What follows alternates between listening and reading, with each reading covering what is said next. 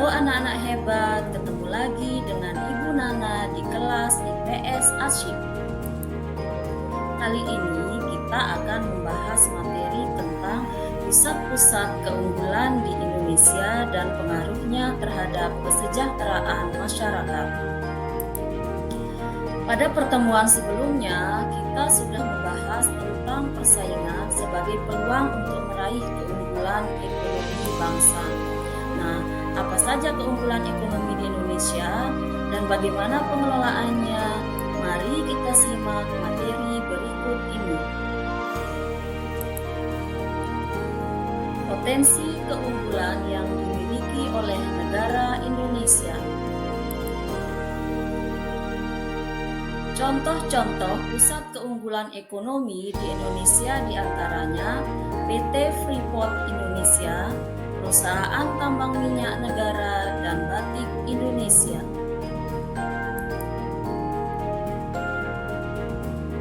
PT Freeport Indonesia.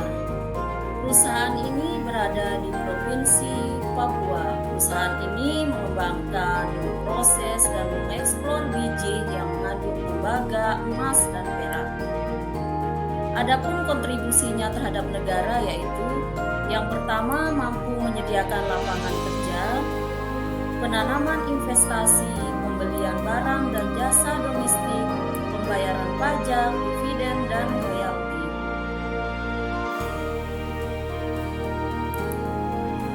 Yang kedua adalah perusahaan tambang minyak negara.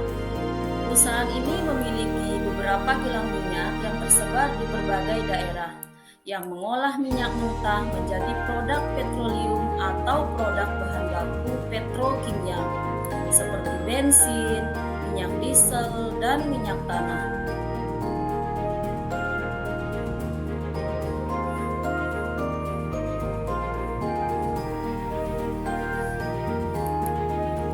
Yang ketiga adalah Batik Indonesia. Batik merupakan salah satu ekonomi kreatif yang bernilai tinggi dan bagian dari budaya Indonesia. UNESCO telah menetapkan batik sebagai warisan budaya sejak 2 Oktober 2009. Jenis-jenis batik dibedakan menjadi batik tulis, batik cap, dan batik lukis.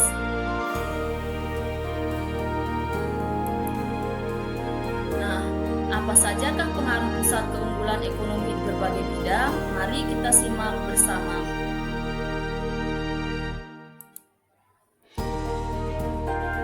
Yang pertama, pengaruh terhadap migrasi penduduk.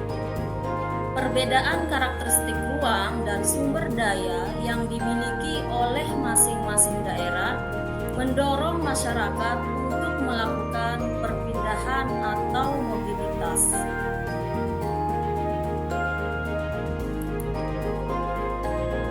Pengaruh yang kedua, pengaruh terhadap transportasi, di mana mobilitas penduduk dalam suatu negara atau antar negara tidak dapat dilakukan tanpa adanya sarana transportasi yang memadai.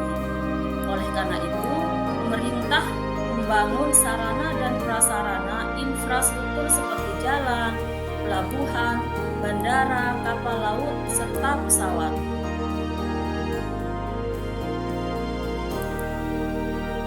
Pengaruh yang ketiga terhadap lembaga sosial ekonomi. Keberadaan pusat keunggulan ekonomi akan memunculkan lembaga-lembaga sosial ekonomi yang mengatur tata hubungan antar individu dalam hal pemenuhan kebutuhan pokok manusia seperti pasar dan sekolah. Pengaruh yang keempat terhadap pendidikan. Pemerintah akan menyediakan sarana pendidikan yang baik untuk melahirkan generasi muda ahli dan terampil yang bisa berguna mengembangkan pusat-pusat keunggulan ekonomi. Pengaruh yang terakhir terhadap pekerjaan, di mana pusat-pusat keunggulan ekonomi juga akan memperluas lapangan pekerjaan karena tentu saja keberadaan pusat-pusat keunggulan ekonomi jelas akan membutuhkan sumber daya manusia yang ahli dan terampil.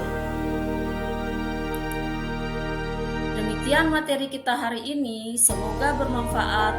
Thanks for watching. Salam dan bahagia. Wassalamualaikum warahmatullahi wabarakatuh.